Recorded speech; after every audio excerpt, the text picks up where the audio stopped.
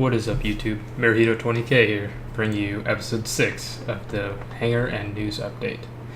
So, this week was very busy and tons of information, to the point where it was almost an overload, and there is a lot to try and fit all into one short video that I'm hoping will hit 20-minute mark this time. So, alright, here it goes. We unlocked not only the 21 million, but also the 22 million goal this week alone. With the 21 million goal unleashing the salvage mechanic upon the Star Citizen community, allowing it to be its own career, where you'll be able to go around, salvage different ships, etc. Probably selling the salvage materials to I would imagine different processing plants around the universe, and maybe even using some of those parts to your own use, including getting some valuable components off the ships, depending on how badly they are damaged. The 23 million goal was unlocked, which is going to be it looks like a playable Zion Scout, and not really sure what ship that is yet, but they make it sound like it's going to be able to be actually bought from certain dealers, which has some potential to be very interesting, giving sort of an insight on what the alien ships will look like, both interior and exterior in the future. Not only just the Scythe being a very rare and hard to get ship at this moment. So with that, we also have the 22 million, which was unlocked along with a Hangar Patch, which didn't actually hit until late Friday night due to the very large amount of things that they needed to get done to the hangar before they could release it. But with the 22 million, we unlocked the facial capture system, which will allow CIG and the Star Citizen team to take this facial capture system from Infinite Realities over to the various different cons or special events they go to throughout the various places around the world, and actually use that in order to create a very diverse NPC core. And hopefully it'll kind of eliminate that need to make a bunch of standard NPC types and kind of use just a randomization algorithm, and instead we'll have some very defining features of the different NPCs. And it also shows us a 24 million goal unlocked being a public transportation system. So, space buses. Meaning you won't always have to drag your ship along if you need to get somewhere, or if you get, say, stranded somewhere by going in a ship with one of your teammates or something and being stuck on a planet somewhere, you can then just take this public transportation system wherever you may need to go. So we looked forward to that. They also had various ships for sale, which included the Aurora LN, the Legionnaire, which you'll see in the background. And that ship is the dogfighting premier version of the Aurora line. Leather seats, supercharged engine. It does not have a jump drive, but that is easily able to be bought in game from what we've been told.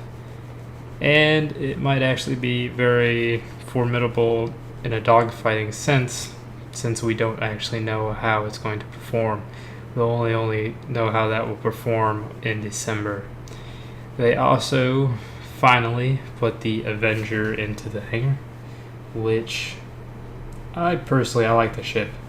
It gives kind of a different feel to the different ships that they've had so far. You can kind of tell it was not primarily meant to be a spacefaring only ship like the other ships we have in our hangar so far, meaning the cockpit is not directly attached to the cargo bay door and cargo area. So getting out and being able to explore your spaceship isn't so easily done with this ship. But it does feature that extremely large nose cannon on it, which I'm kind of excited to see what exactly that's going to be like in a dogfighting sense. And the fact that you also have a secondary seat for a passenger, or maybe they're using some sort of sensor suite. That's pretty interesting to see where they'll go with that and what opportunities we'll have in the future for that. Let's see, with that, for sale we also had the Gladiator and Retaliator bombers. The Retaliator being a 5-person heavy bomber, much larger than the Constellation. It looks to be that it will be slower, more heavily armed, and also be a capital ship attack capable ship. So those Idrises and the the escort carriers, destroyers, they might not be so terrifying if you say you had a fleet of these coming at you. So with that, we also had the Gladiator, which almost seems to look like an extremely modified version of the Hornet. And I personally like it. They say it can be transformed in a way into a salvage capable ship. So we'll see where that goes in the future once we get some more information on it. We also had the Aurora LN's commercial, kind of showing its versatility as a ship and how it's able to be outfitted. But unfortunately, we did not actually receive the Hornet brochure. There was a little bit of a, what'd they say? It was more of a, they didn't have everything perfect to the polished way it should be. So they were not actually happy releasing the commercial and the ship itself into the game yet. So with that, we'll actually see that, I'm going to guess, probably Thursday, but only time will tell on that regard. So we should see the Hornet this week. I imagine that's easily going to push us over the 23 million goal, in which Star Citizen will be fully funded at that point. Also in the Happy Birthday Star Citizen thread that was created on the front page, we also had a poll that was asking, where do you want the 2014 Star Citizen Con to be located? And so far in the lead, it seems to be Berlin, Germany. So maybe we'll get to look forward to visiting Germany one of these days to see what all the fuss is about with CitizenCon, seeing as it was a pretty small event this year, mainly because it was all the developers getting together, and they didn't have a ton of room for the mass audience. So next year it'll be a much larger, well planned out event. Now, they did in fact have a live stream that was attempted, and it's pretty unfortunate that I have to say attempted, because things were going okay.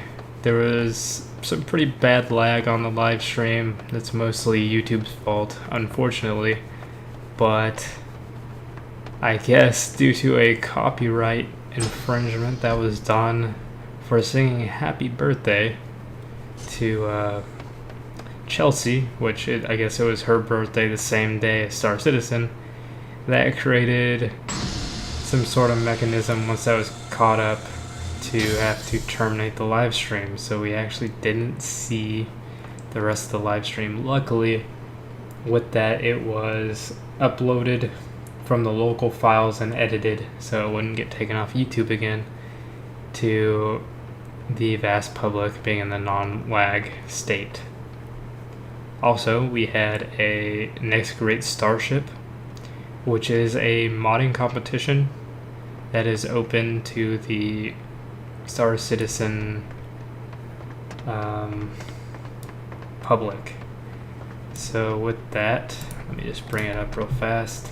I don't have everything off the top of my head. It says here that you'll need a team of 3 people, concept, as concept artist, some texturing, and the actual animation and rigging teams. And with this, they will have a chance to win the grand prize of $30,000 for the entire team. Your ship will be included in Star Citizen itself, and you will also get the Autodesk Entertainment Creation Suite, the Maya Premium set, and a high-end AMD-based system with a Radeon R9 290X for each and every member of your team. Second place will get $10,000 in cash to those team members. Alienware laptops, Autodesk Maya 2014, and AMD Radeon R9 290X for each team member. So it seems to be the pretty common thing is for each one the Radeon R9 290X, since it is being sponsored by AMD. It's also being sponsored by YouTube, Alienware, Crytek, Wycom, Clone Game Lab, and as I said already, AMD.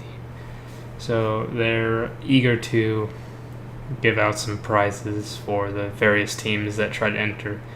Now keep in mind that this will in fact be a weekly series, so we'll actually get to see how the various creators to Star Citizen vote on the actual designs and the overall progress of the ships that are being made in real time. We'll kind of see them as they go.